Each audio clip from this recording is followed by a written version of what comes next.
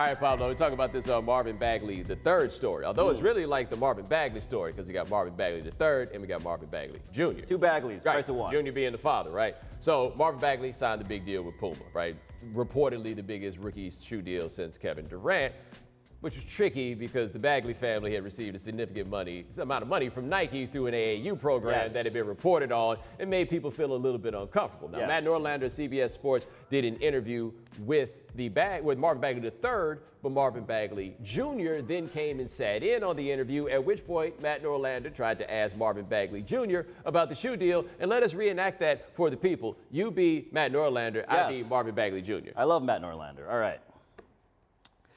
Since I have you, I do want to ask you a question I think a lot of people want an answer to. I'll be blunt and would love to hear your approach. Nike was able to afford you a team. I'm not here to discuss. Zero. Bzz. Okay, you're human. I'm a human. I wondered if it was... The man sat there and buzzed him. Yeah, that's buzzer noise. Yeah. Buzzer noise is in the transcript. We've heard the sound. That's what he does. He buzzed him in that circumstance. I am fascinated by what happened here on a couple of levels, right? Yes. I'll start with this one. Marvin Bagley III is 19 years old.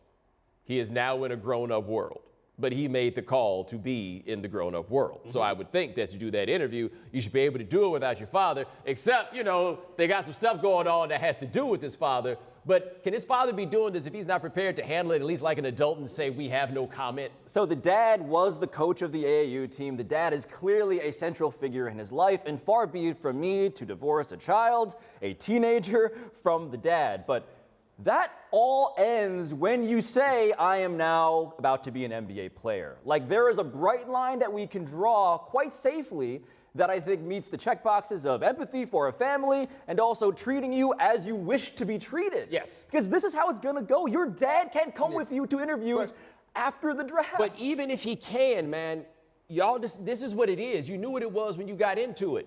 You got to be a dude that's like, no, we're not going to talk about that, because it's perfectly reasonable to not want to talk about it. But how can you sign an endorsement deal with a company and not want to talk about it? Right, or rather have a strategy that says, bzzz. Yeah, right. Like, no, come up with a better spin on top for of that, that's not going to make us stop looking at this. It only makes me want to know more about this. It's not going to do it. Let me tell you something else that is interesting, and this is one of these, it's specifically a basketball thing, and you hear about it like talked about, but not so much, which is, there's always this undercurrent of things like in recruiting and the likes, where the arguments about people in fatherhood, and there's like this notion of this pathology about fathers not being in their lives, and this kind of premium that a lot of coaches and people put on a dad being around in a player's life before they take him on. Fatherhood. Man, you get some interesting dads, man.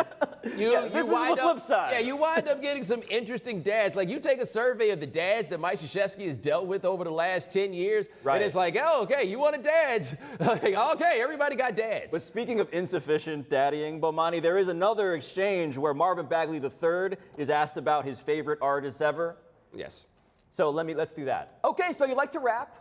So favorite artists ever? Give me a top 5 or 6 you have. I like J. Cole, Logic, Drake, Kendrick Lamar, Tupac. I could go on and on. There's a certain music I listen to, help me live my life and get through certain things. You ever listen to Run the Jewels? Nah. None of you kids know Run the Jewels? Never heard of that.